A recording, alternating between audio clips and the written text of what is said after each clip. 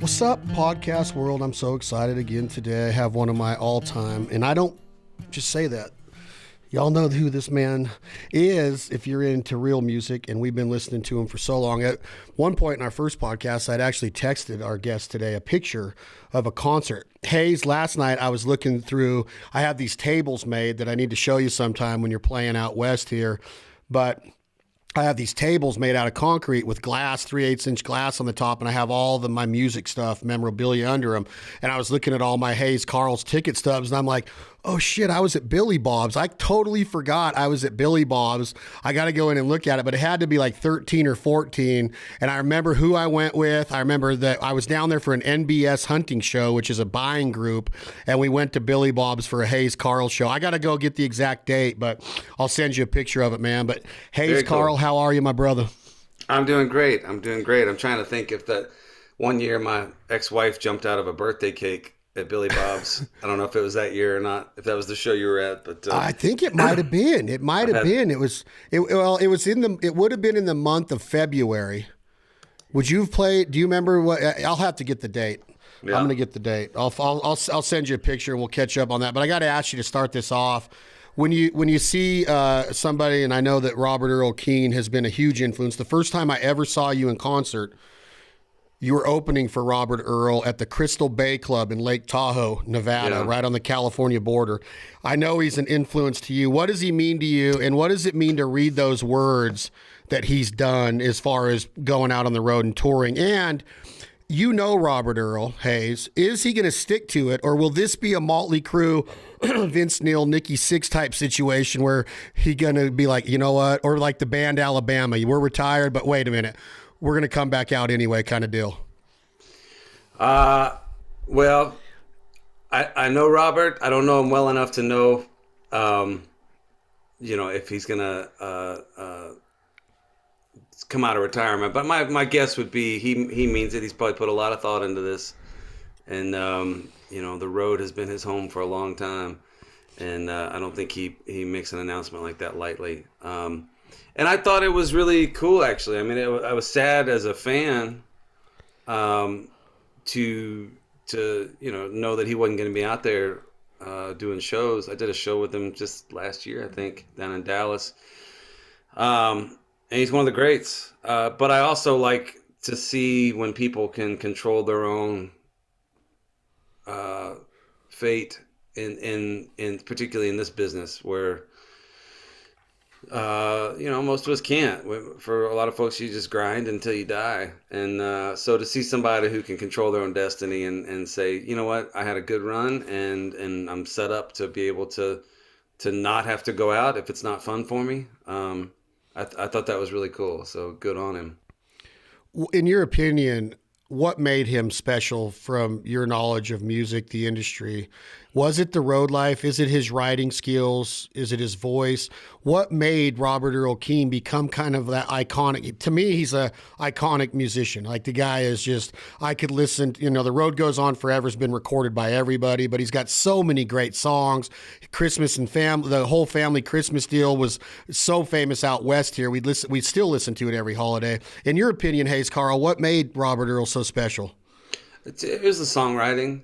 At the end of the day, I mean, he's got a really, I think, cool and unique voice that makes him recognizable, and that's important as an artist for people to be able to tell who you are and to have something distinctive about yourself. But to me, the main thing was his songwriting, and I think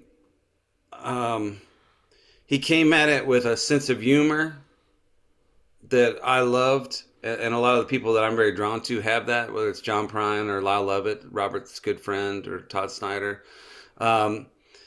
He came with a sense of humor. He came with an appreciation of storytelling and the ability to tell a good story. A lot of people say, "Oh, I love a good story song," but they can't write one for anything. And Robert could, and coming up and watching him, it's been interesting. Like, so many people have been inspired by Robert, but I think a lot of folks looked at it and said, "Oh, he has a not traditionally amazing voice, and he's just up there singing, and they all thought I could do that. And a lot of people picked up guitars and became songwriters because of Robert. And there's probably a lot of folks that were great. But I think a lot of people underestimated what he did. He made it look so easy, and so they just went out and started playing. And I don't think anybody reached the level that he did. He just was so good and so smart and so funny, and also he didn't pander, even though it was funny stuff. He did it on his own terms with his own particular point of view, and I think he was inspired by. I think his songwriting heroes uh, were probably close at hand as he wrote throughout his career. We're when we write as artists, you have an audience in mind sometimes, and that can be the actual audience that you're going to play to. It can be yourself and your own sort of standards, or it can be your songwriting heroes, and you think to yourself, could I get this past John Prine, or would he tell me that's this crap? And I have this feeling that Robert found his own voice, but also, had a lot of respect for the Guy Clarks and the Townses and the people that he came up playing with, but also learning from. When you were, you were really young when I saw you the first time with him. Was it intimidating, Hayes? And also, did he ever say anything to you after? Did he stand side stage and watch you one night when you're opening, or at the same festival as him? Did you ever get that kind of approval from Robert Earl on any of your meetings with him, or any of the times you were playing with him? Not really. Not really. I mean, he wasn't, I wouldn't say he was effusive in his praise. I would have loved it if he had been, but I didn't need that.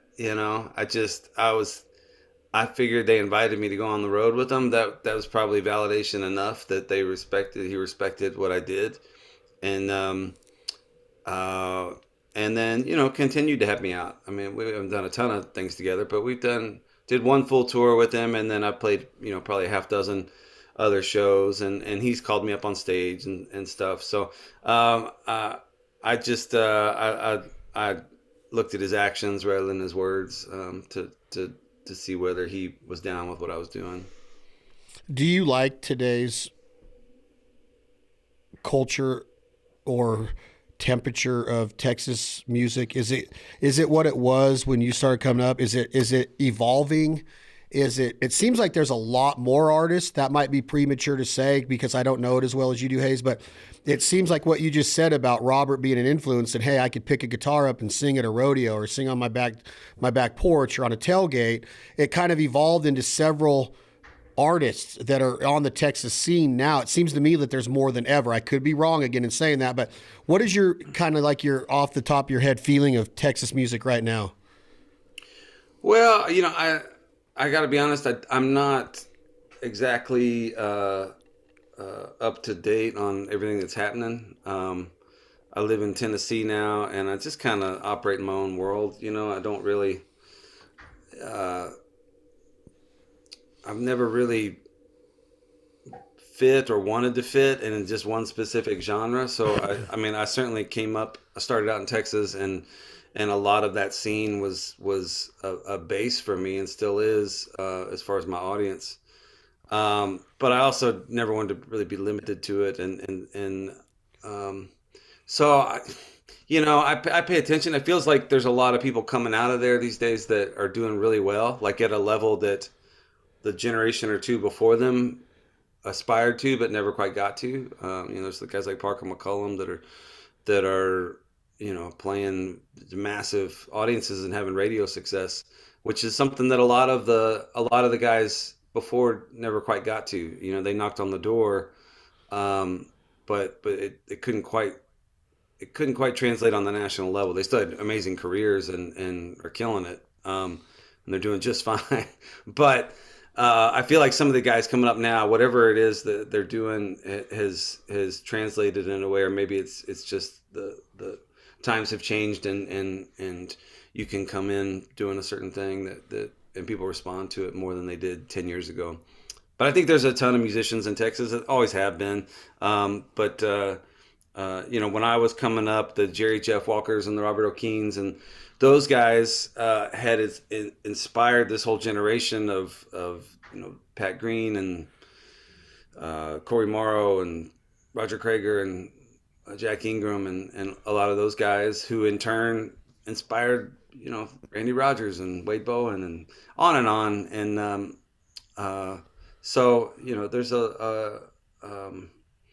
it's funny. I've been in this for longer than I want to realize sometimes, because I'll hear my name dropped in a song or somebody will cite me as an influence. I'm like, when did that happen?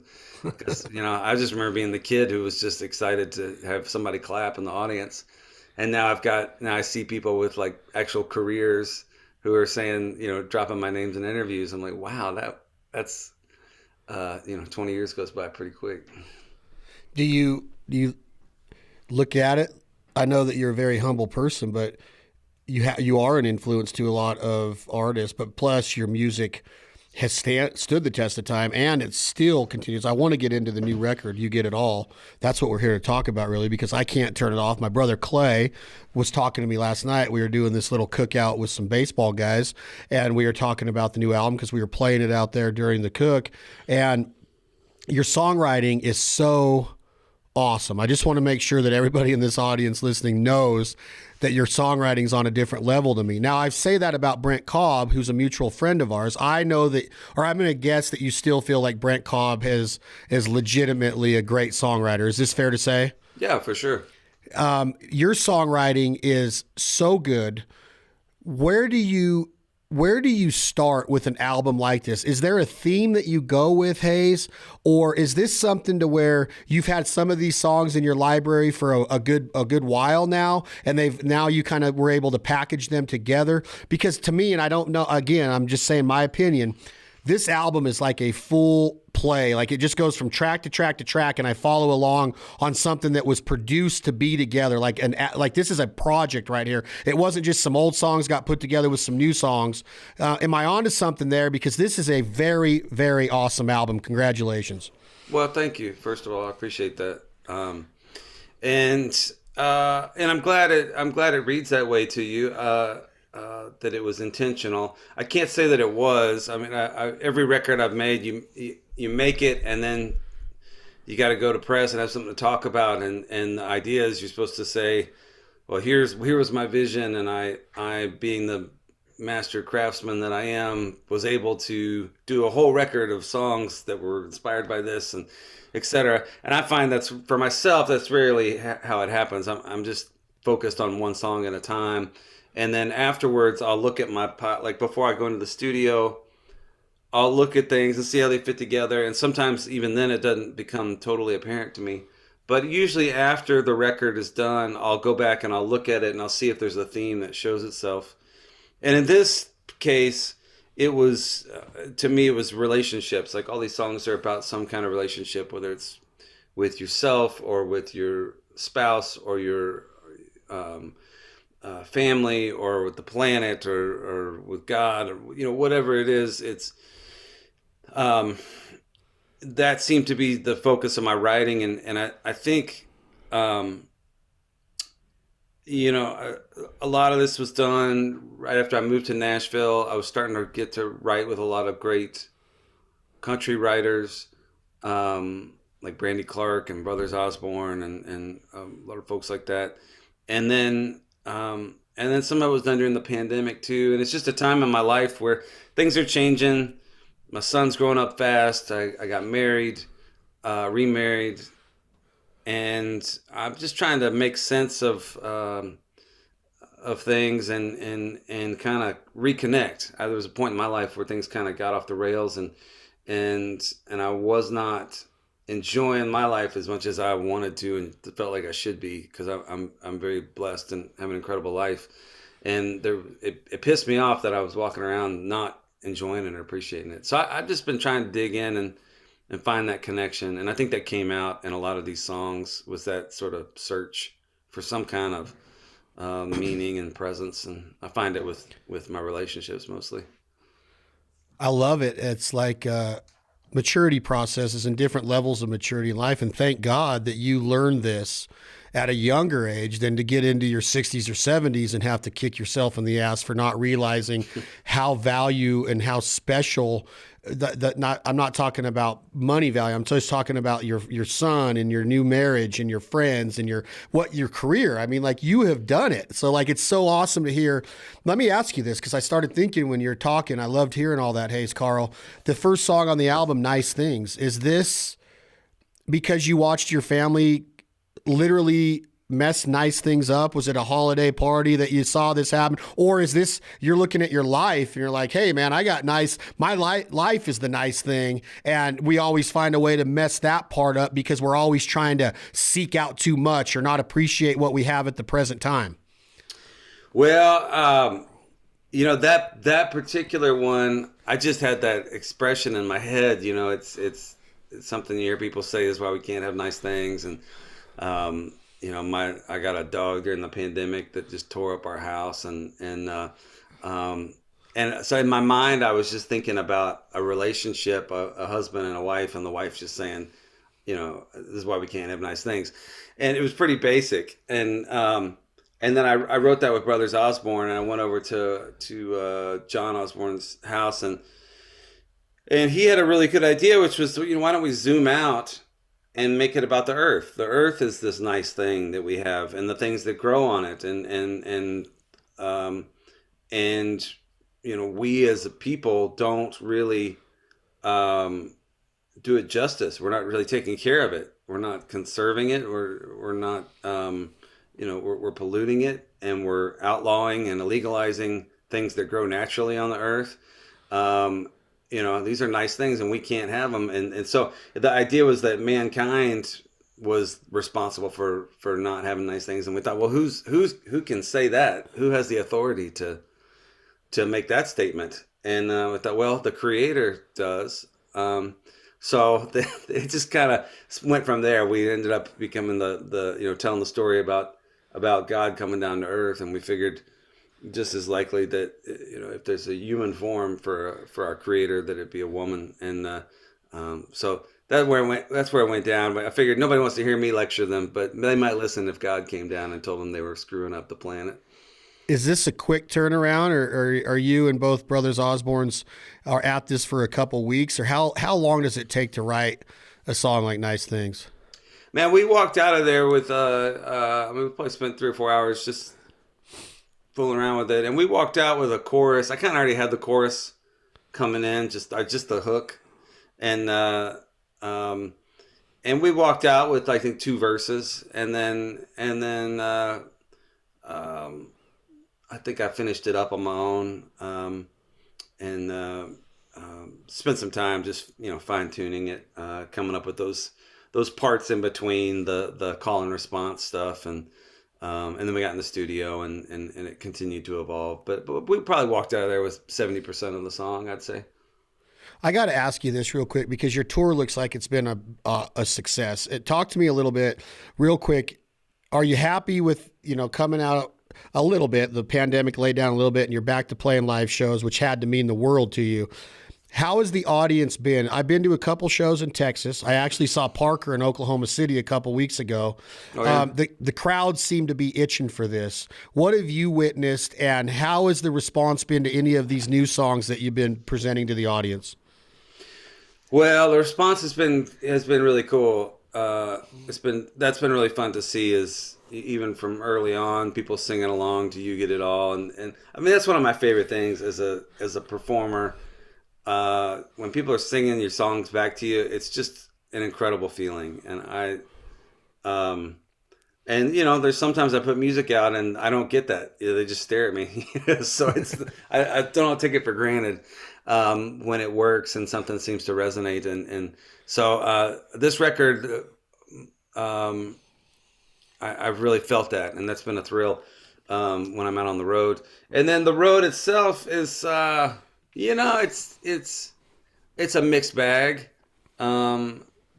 I started, in the last year and a half, 2 years, when things would clear up, I'd go do a gig here and there, but I didn't do a proper tour until September.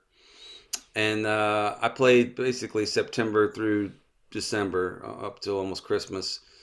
And it was crowds were not what we were hoping for. I think everything thought things were going to be better, and then we ended up kind of flaring up. And I think a lot of people didn't feel safe getting out, and then a lot of people took issue with whatever requirements were in place to come out, and so we lost people on both sides of the deal. But at the end of the day,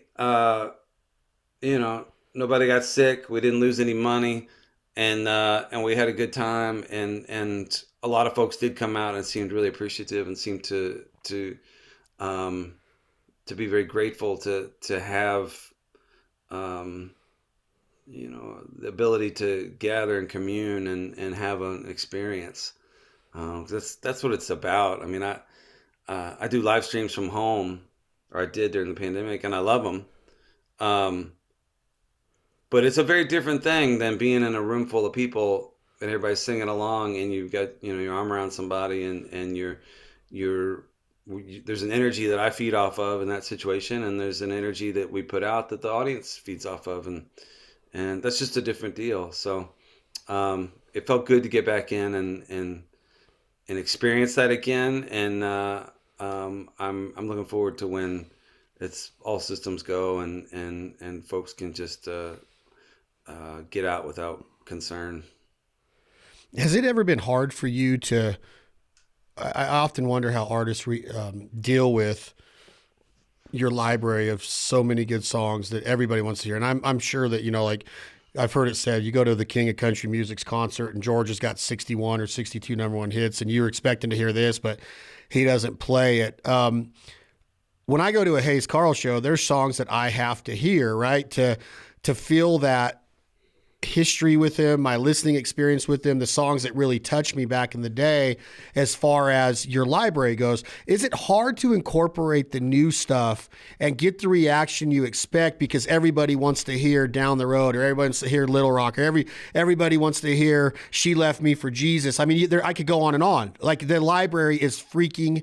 It should be heard by everybody in the world. It should be all over country radio every freaking day. Drunken Poet's Dream should be heard by the masses. The line about Louis L'Amour gives me goosebumps every freaking time I hear it. So, like, is it hard to put these new songs in there? And because do you always have that? I guess my question, Hayes, is, do you always have that feeling in your head, like, I know they're just here to hear this song. I know they're here to hear this. Is it tough for you sometimes? Well, it's first of all, thank you. That's I appreciate all that.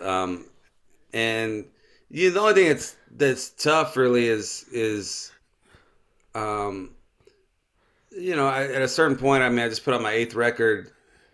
Um, I can do shows where I do the entire show without playing a single song off of a certain record. And like you mentioned, some stuff off of my Little Rock record. That was my second record. It came out 18 years ago. And uh, so sometimes I'll just forget about it. And then I have to remember, like, for some people, that's why they came. It was that specific thing. And so, on one hand, I don't consider that I have any hits, because I don't really, I technically have a hit, but I do, there's definitely songs that I know are popular with my audience. And, so, I most shows I'm going to play Beaumont, or I'm going to play Drunken Poet's Dream. But aside from those two, I'm not sure there's anything that I play every night. Um, I also just kind of think, first and foremost, I have to keep myself entertained, because if I'm not having a good time, then I think it shows, and I think I'm not going to be long for this career. If I have to do stuff I don't want to do. And so to me, I get my juice out of writing new material and taking it out and having nerves about it and playing stuff and go, okay, this audience doesn't know this stuff and they may not like it. And you know what? That lights me up a bit and makes me feel alive. And I'll just take whatever happens. If they don't like it, all right. And if they do, great. I got some new stuff. But I might do that to a fault. Actually, when I put out a new record, I go and, on this tour, I played probably at least 6 songs off the new record. On my last tour, my last record, I played the entire record. I would start the show, play all 12 songs, and then I'd play older stuff.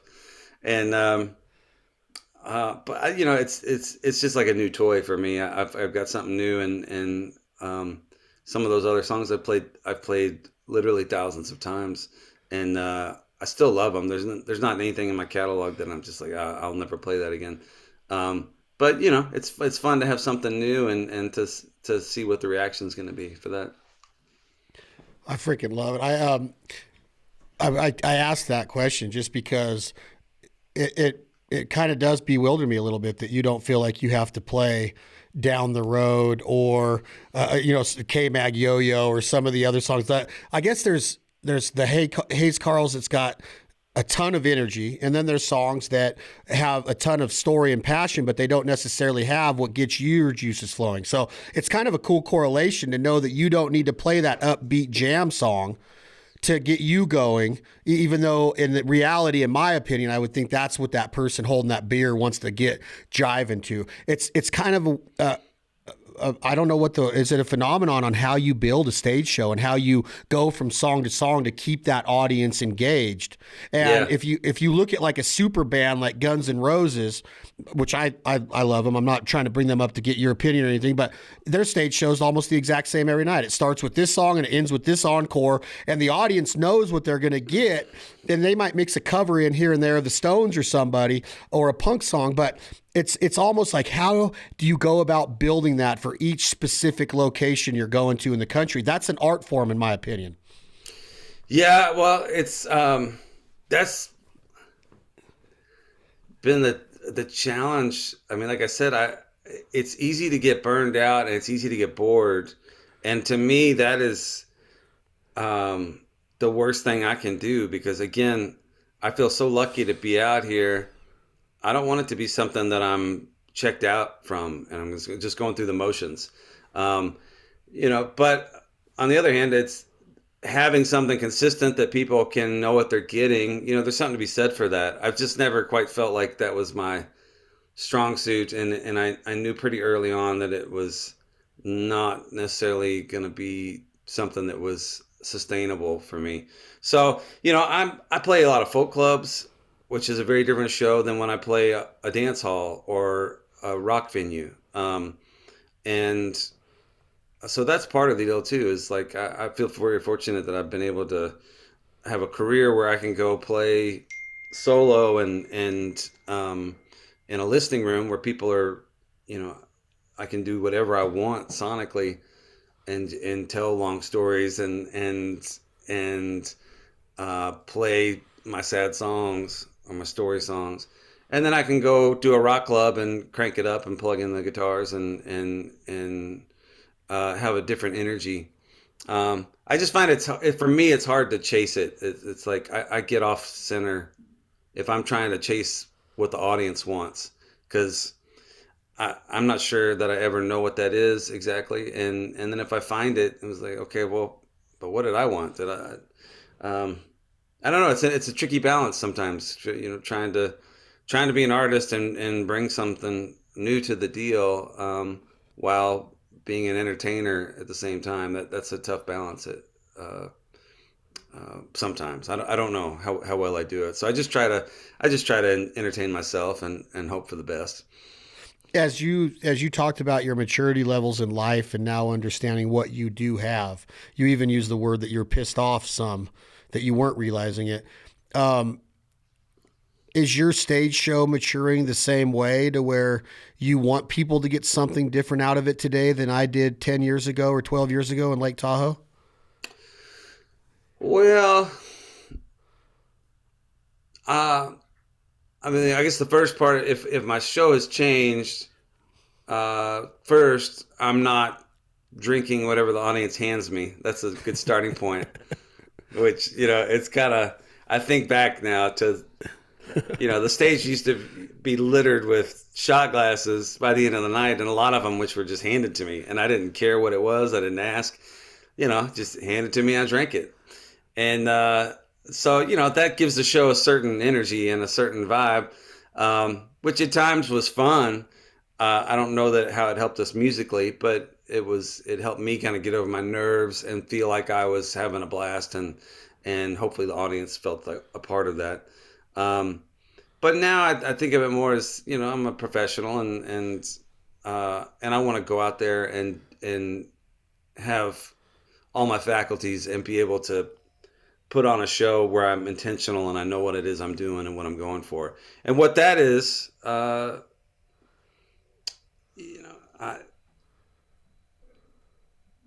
want to create a space where people can have an experience and can feel emotions, and maybe it can vary from night to night. Like I said, there's some nights where it's much more energetic, and if you're playing for 800 people at Green Hall on a Saturday night, that's going to be a little more high octane show, because people are a little chattier and a little drunker, and they're out looking to have a good time of a certain type. And then there's some nights where I feel like I can take them on a bit more of a journey lyrically, and we can examine some other things. So I don't really have like one ethos for every show, like what I want people to get out of it. It's more every day. It's like, how am I feeling, and what am I bringing to this, and what am I working with, and what's the best kind of result we can get out of it. And that changes, I guess.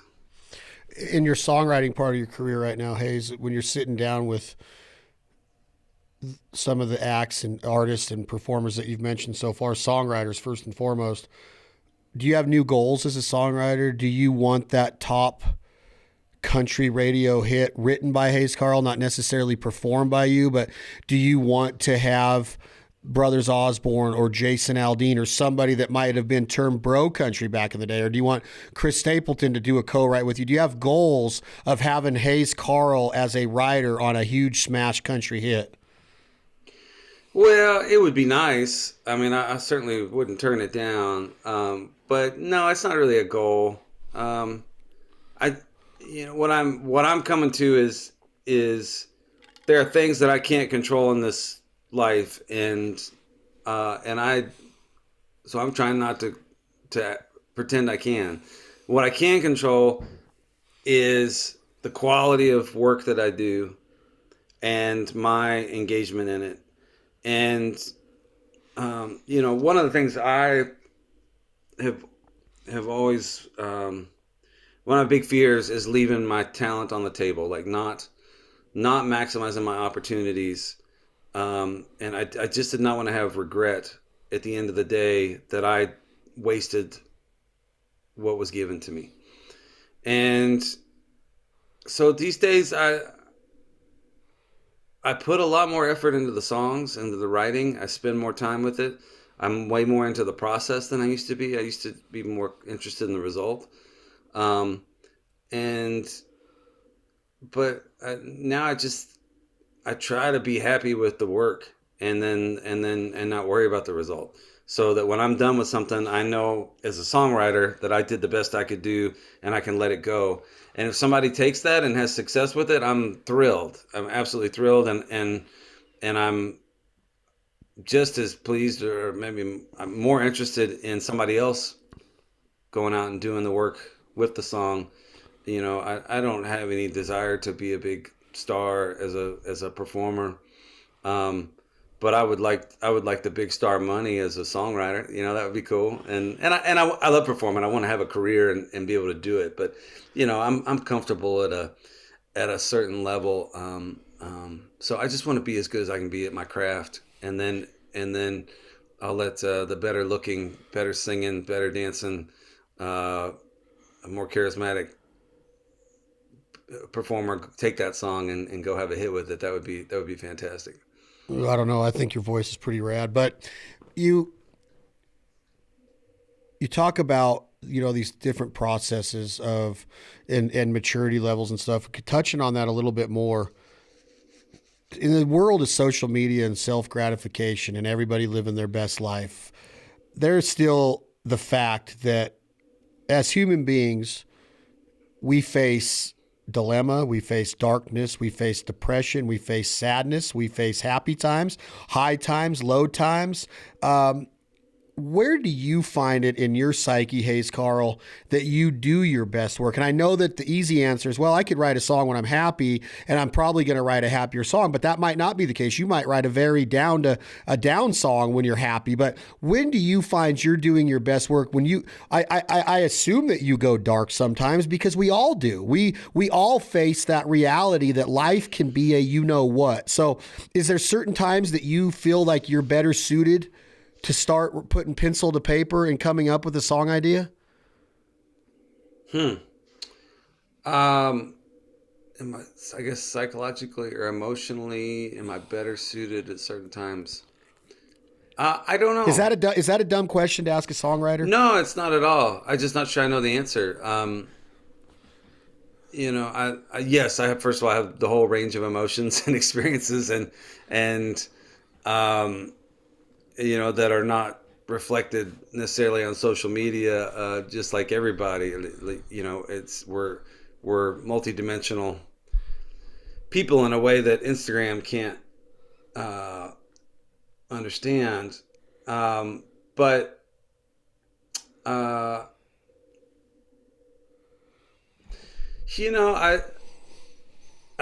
I think I write my best stuff. It's not so much where I am emotionally. I mean, like, clearly it's better to not be, for me, it's better to not be a wreck, to not be just battling with my wife, or to be emotionally or financially in the ditch. If I'm keeping it between the lines and am steadier and connected and doing the things I need to do to take care of myself, I'm better at my job. I think at the end of the day, especially at this point in life, I used to go out and just do whatever I could to find inspiration. I'd put whatever I could find into my system and go have whatever experience I could have.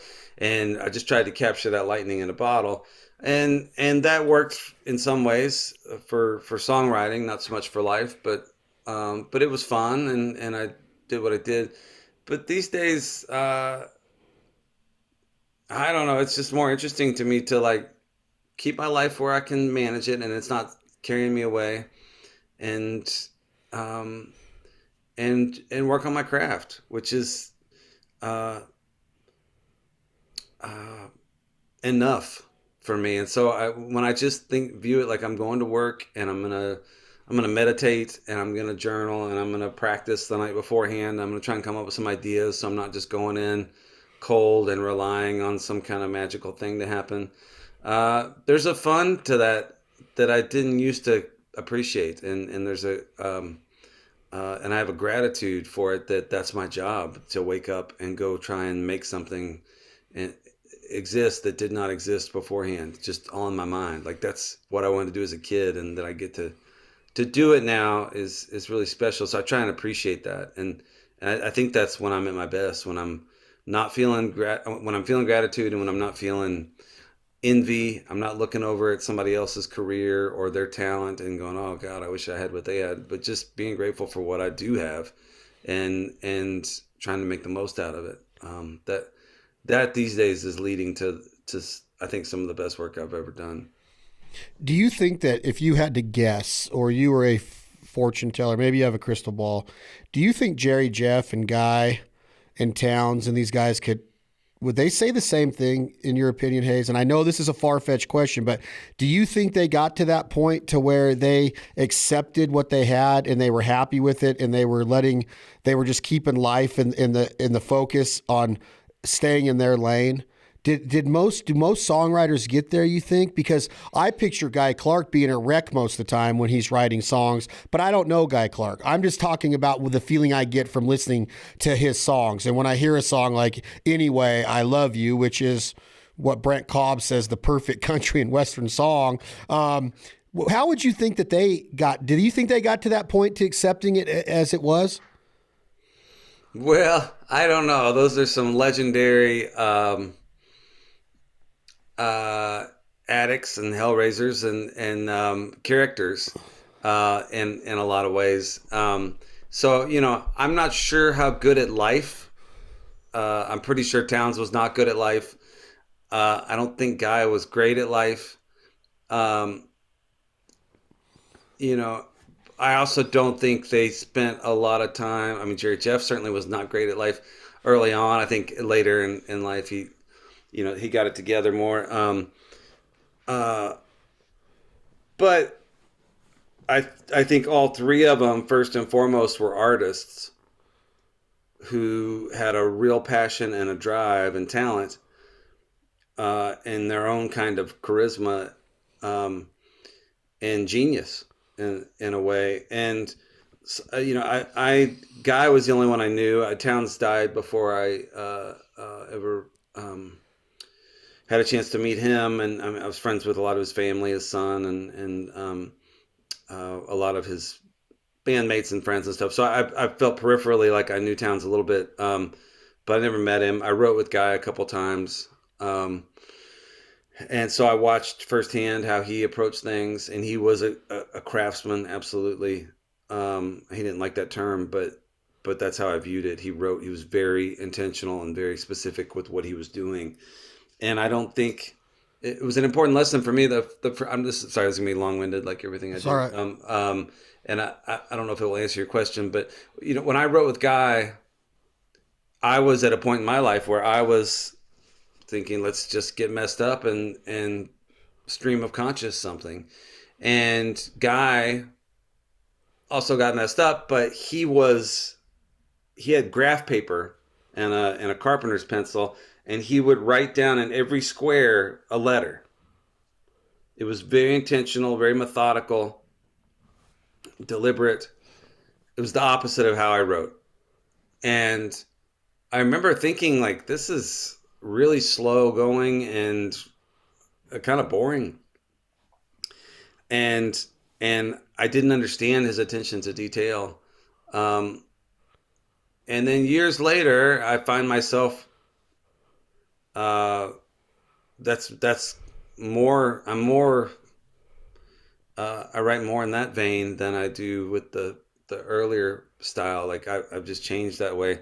And I have a great appreciation for what he did and how he did it. And so I just think he appreciated the craft. And I'm sure everybody wants to get rich and everybody wants to be recognized. But I think those guys, paramount to them was the song.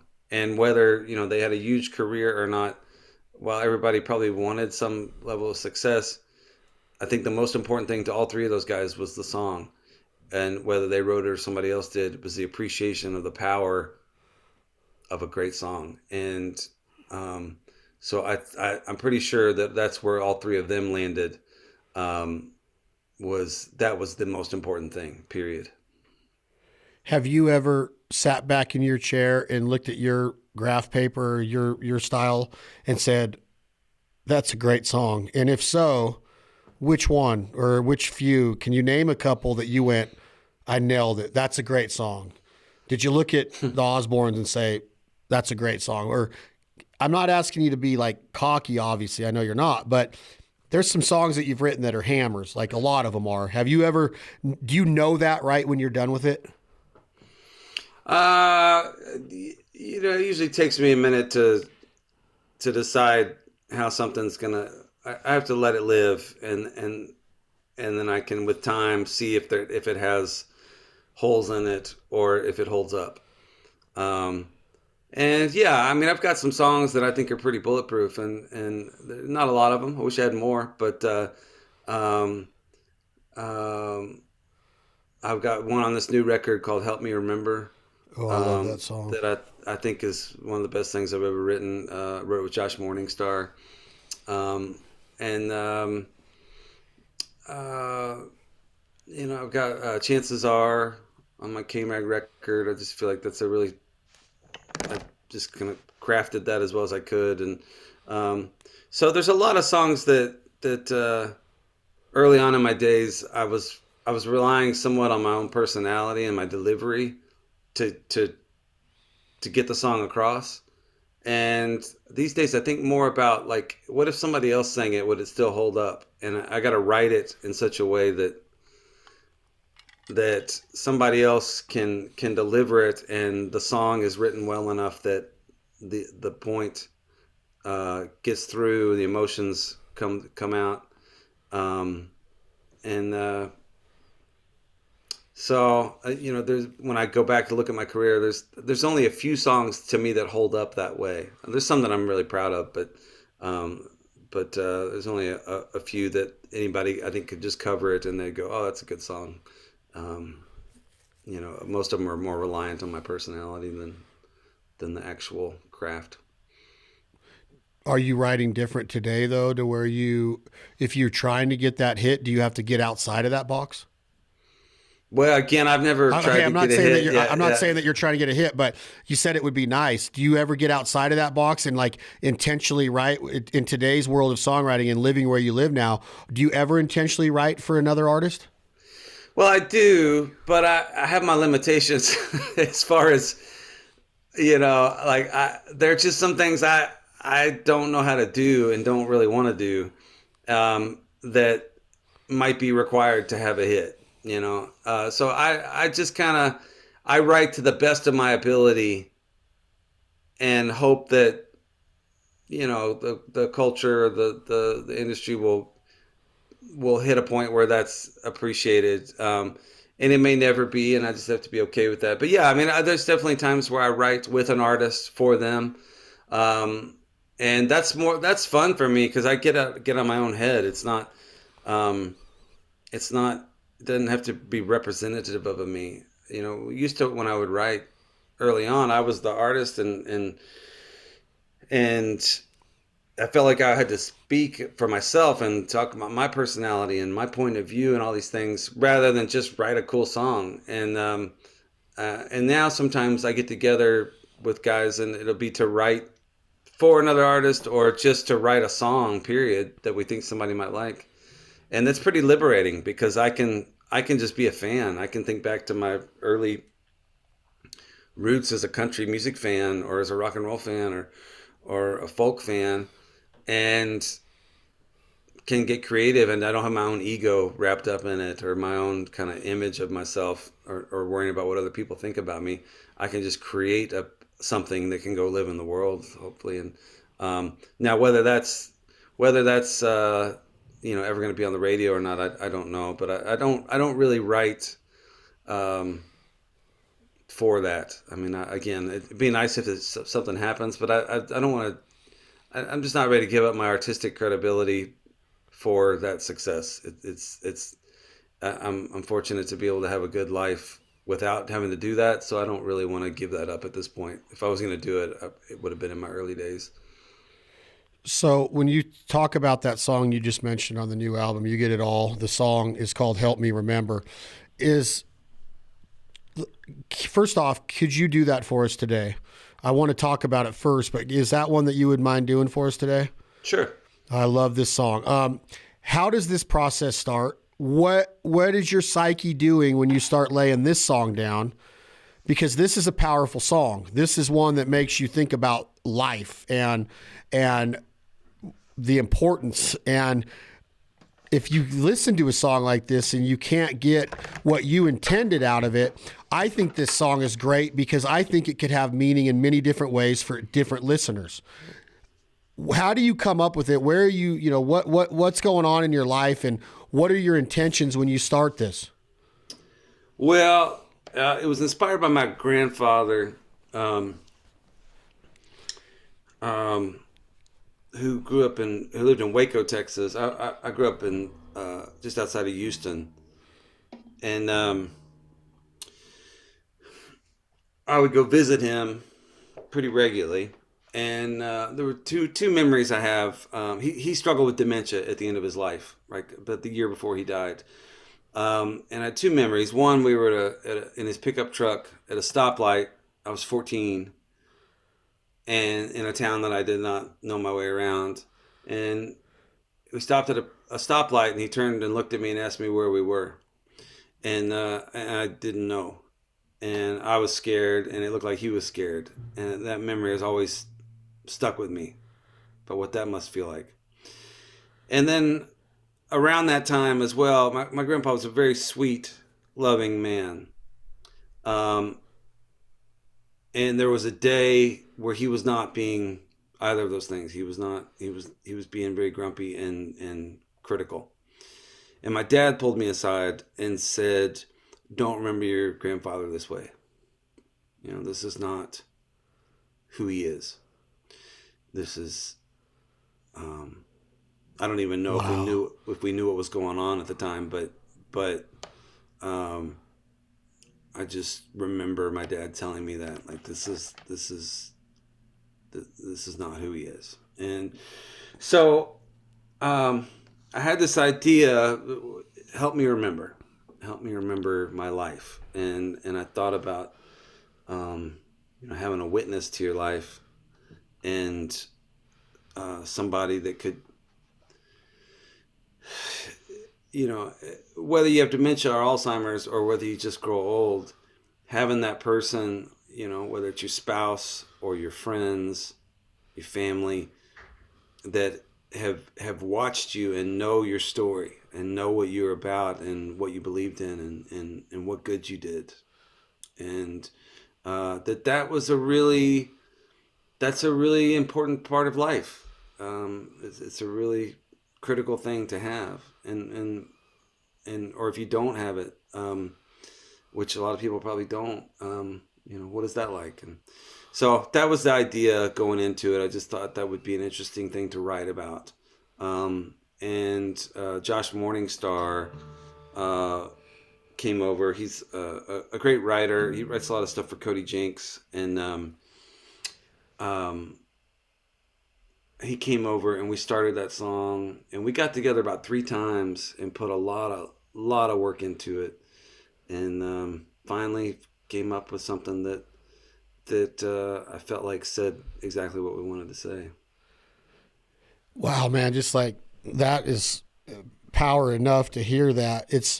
It sticks with me because my grandma also passed away, my dad's mom, with Alzheimer's. And I also have another friend that's got PTSD from several missions and several tours as a medic that has onset dementia. And to see him at 52 years old, forgetting things that are so easy to not forget, it just saddens your heart. So it's like that whole idea of a witness to your life and being there to remind you of the good you did and the times you messed up, or the times you enjoyed, or the fish you caught, or the time that you brought your daughter to her first ballet. That's so freaking powerful, Hayes. Like, that is badass. So congrats to you and Josh. And I'd love to hear it, man. Sure. All right. Let's see here.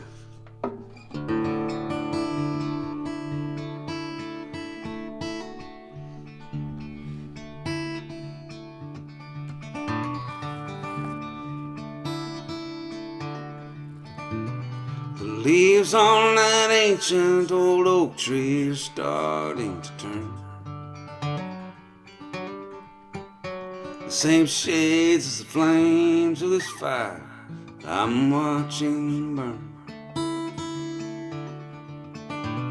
There's an unfinished crossword resting on the arm of this chair. For the life of me, I can't recall if I'm the one who left it there. It feels so familiar as I watch you walk in the room. And at first I don't recognize you, then I damn sure recognize that perfume. You kneel down beside me and gently take hold of my hand. And I say, baby, I'm scared and I'm not sure I know who I am. But can you help me remember who it is that I used to be? Will you tell me the story of my family, my hopes and my dreams? Did I try to stand for something? Would I always fold? Did I do things when I was young to be proud of when I was old? Was I a house on fire? Or was I just a slow burning ember? Could you please help me remember?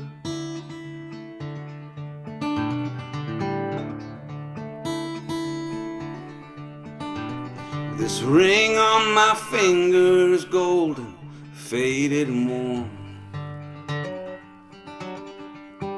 like it was forged in the fires of love, has weathered the storms. And I try to make sense of these old photographs on the wall,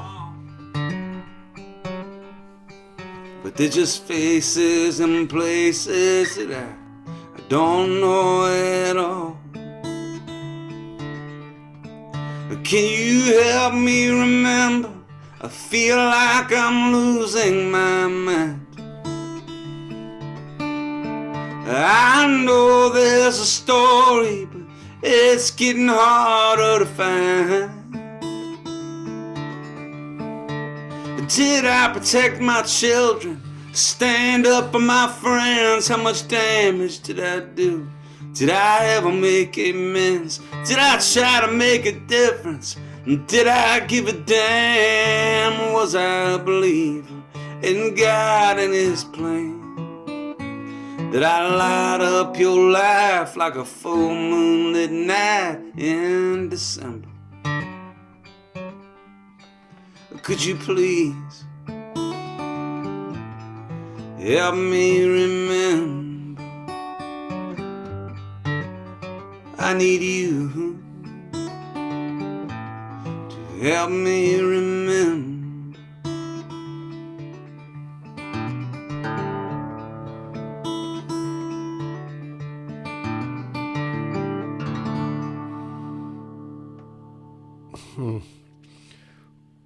Like, what do you expect somebody to say after you say that song, sing that song that way? After the story and after you lay it down with that much emotion, what do you expect me to say? And I'm not saying that you have any expectations, okay?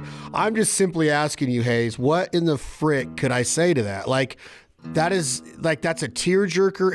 It's so powerful in life. Like, what would you expect somebody to say to that? Do you want everybody to tell you their story, how it hits them? Or do you just want me to sit in silence and just take it all in and let it live in me for a little bit? Oh, man. You know, whatever people feel, I just want them to feel it. And one thing about this song, it's been really powerful for me, is we made a music video to go with it, which is really powerful, a really powerful video. And we teamed up with the Alzheimer's Association of America and put this out, and just the number of people that have reached out to say, I'm going through this right now, with my dad or my brother or my grandmother or my husband or myself. You know, it's just been overwhelming, the number of people reached out, including, I mean, a lot of them are just fans leaving comments and stuff, or people who come across it. But a lot as soon as I put it out, a lot of my friends called me up and said, we just put my dad in hospice, and he's what he's going through right now, and just story after story. And I knew the numbers, teaming up with the Alzheimer's Association, I knew the numbers, but it's still like, it just blew me away, like how prevalent this is and how many people this touches. And not just the people suffering from it, but their families and their caregivers. So that's been, you ask what kind of feedback I like. It means a lot to me to know that it resonates. Whatever the song is, that if it makes somebody feel something, or if it reminds them of some part of their life, and I've done an accurate job of reflecting that experience. In this case, I feel proud that I've had so many folks come and say that you took a topic that I didn't know how to put words to, and it made sense, and I felt seen. And that's why I got into songwriting. You know, there were guys, men and women who could articulate emotions that I didn't know how to articulate. I had feelings that felt very important to me in life experience, and I didn't know how to make sense of it in a way that that I wanted to. And then Chris Christopherson or John Prine would come along and they would do it, and I'd say that's the most incredible gift to be able to do that, and that's what made me want to be a songwriter. So well, you kill it, bro. That song right there, like if you don't have any intentions of putting that on the radio, which if it came along, I know you would, but that is like Stapleton singing that to a sold out audience in America. That freaking song resonates across the world, dude. I'm just telling you that. That's got Stapleton written all over it. I'm just letting you know that. I'm watching from the outside, Hayes. That needs to be pitched to Chris. All right. Wow, bro. That's a great idea. God, that freaking song, man, just tore me up. And I want you to look at this, is that while you're singing it, this is a Gator Coolers tumbler cup. They have this awesome engraver. I need to get one for you, but that there is a picture of my dad and us three boys. My dad passed away of a heart attack in 2006, but my dad was a storyteller. So the whole time you're singing it, I was filming a little bit of it so I could remember it, but I was looking at that cup with a tear in my eye going, damn it, man. Damn it, that song is just like, why do I have that cup sitting there today with my dad looking at me, and now I got Hayes Carll singing this freaking unreal touching song. Wow. I mean, unbelievable work, man. So well, thank you. We gotta have that. To me, that's what country music was invented for. It made us feel. It just did. It made, when I heard That's the Way Love Goes, or when I heard Poncho and Lefty for the first time with my dad driving on a dirt road back when I was a kid, or when I heard Don Williams sing about the Williams boys and what that song, how it resonated into my veins, like that's what it's supposed to do. And I think that we don't have to get on a soapbox and say that I feel in a lot of ways country music has gotten away from that. It's just so awesome to know that songwriters with your prowess and your freaking talent are there. And that's what I want to do to people, or at least let people know, is like, man, you pick up a Hayes Carll album, you're going to go from emotions of being hungover to talking about Hooters to that shit right there that you just sang. And I'm like, oh my God, that's touching, dude. That's what songwriting was intended for, in my opinion. And your library touches all of those emotions, Hayes. So then that's freaking good on you, bro. Well, thank you. I appreciate that. You're welcome. And I love that you mentioned the Don Williams, Good Old Boys Like Me. That's my mom's favorite song, and it speaks to her childhood and articulates it in a way that, you know, that resonates with her, and that helps me know her. When I hear that song and I play it, I mean, I cry when I play that song, because it's that link between me and my mother. In a way that it can be hard to find without, you know, again, that's music. It can be so powerful. It can help you articulate things, help you understand things that it's hard for us as people to articulate. So I'm always grateful to the songs that help me do that and help me have a connection with people that I love. So anyway, thank you for. Well, I don't think you've written. I don't think you've written one, in my opinion, that doesn't. I was sitting by this girl 3 weeks ago. This is just a little story about a Hayes Carll song. And it just happened. I was sitting next to a girl, and she was telling me a story about her daughter. They're from the state of Georgia. And her daughter had this really nice boy in her life, 19, 20 years old. And this boy's very well-mannered and very worthy of this mom saying he was a good boy to have around. Mm-hmm. The daughter says that he didn't love Jesus the way that I do. And her mom made this comment, and I'm not bullshitting you, Hayes Carll. Within seconds, She Left Me for Jesus comes on my playlist, and this girl looks at me and goes, Are you freaking kidding me? Because she starts listening to the lyrics and she left me for G's. And it just was so like funny how that song resonated to the actual detailed conversation we were having, that her daughter was not going to give this young, well-mannered, clean-cut boy that was brought up and raised the right way, in her opinion, a chance because he wasn't in part of Jesus's life as much as she was at the time. It blew me away how the song signified the moment in so many ways as it came on as it came on my playlist. That's funny. Well, and that's, I wrote that one with Brian Keen, and that was, it came from his life. He came over one day and said, my relationship is in danger because I'm not religious enough, and so that's what that song came out of. It came out of an actual thing, which, again, for me, I didn't really relate, but I thought it was funny. But then, over the years, I can't tell you how many people have come up to me and said, yeah, that exact thing had happened. They lost their person because they weren't spiritual enough for them. So it's interesting how it plays out. So much. It blew me away that day. It was the first example I've had of that, and that song's been out for a good bit. But Hayes, I appreciate it. I want to go out with the title track because I do love the whole album. The title track is one of my favorite songs on it, but the song you sang today, I hope people hear it and just understand that there is so much power in words and the talent that you have been blessed with. I always tell people that I've been a pretty good storyteller at a campfire once in a while in my life. And on TV, I've tried to paint the picture of our experiences through the camera and through Mother Nature, and how honored we are to hunt and be allowed to live this life. And we're blessed to live it. Okay, we're blessed. Every day is a blessing. But songwriting is so hard, in my opinion, to tell a story that you just told in that amount of time. You just took a novel and put it into 3.5 minutes.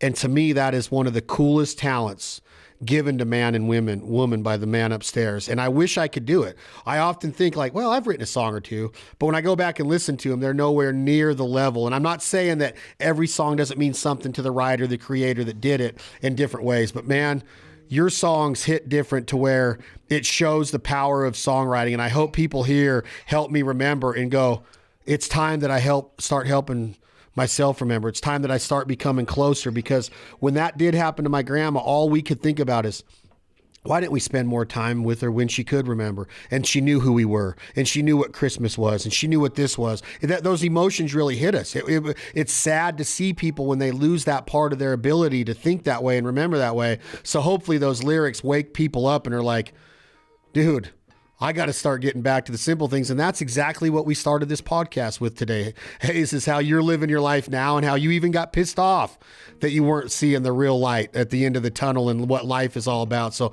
man, this was a powerful conversation for me, Hayes. Thank you. Congratulations on the new album. I can't wait to see you in person. I'm going to talk to you after we get off mic about something I have coming up in your neck of the woods. But Hayes Carll, thank you, brother. Congratulations. Well, thanks for having me on, and I really appreciate it, and I enjoyed the conversation. I enjoy everything you do, man. This is Hayes Carll to take us out. The title track to his brand new album, You Get It All. I love this song, You Get It All by Hayes Carll. Thank you all for listening to This Life Ain't For Everybody podcast. Thank you for supporting all of our partners and sponsors. We'll be back at you soon with another episode again. This is the one and only Hayes Carll with You Get It All. Okay. All right. Well, thank you, man. Here we go.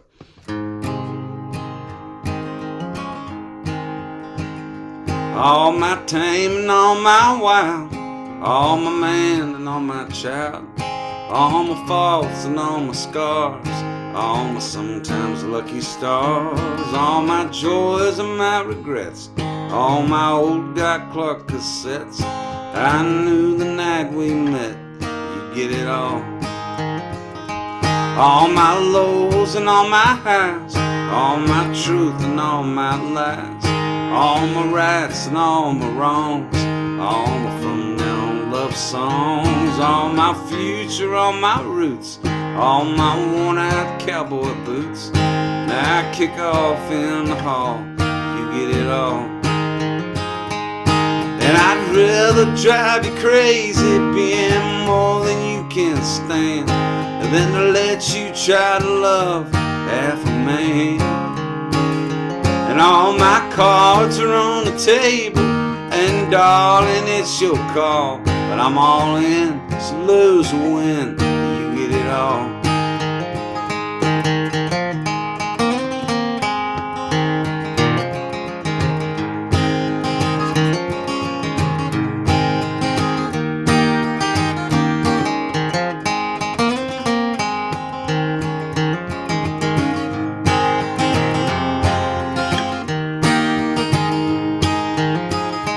All my will be on my was, all my cloud of Texas dust, all my humble, all my bragging, all my on and off the wagon, all my be your place to hide, all my always on your side, all my catch you when you fall, you get it all. And I'd rather drive you crazy, being more than you can stand, than to let you try to love half a man. And all my cards are on the table, and darling, it's your call, but I'm all in, so lose or win, you get it all. All my blessing, all my curse, all my better, all my worse, from the chapel to the hearse, you get it all.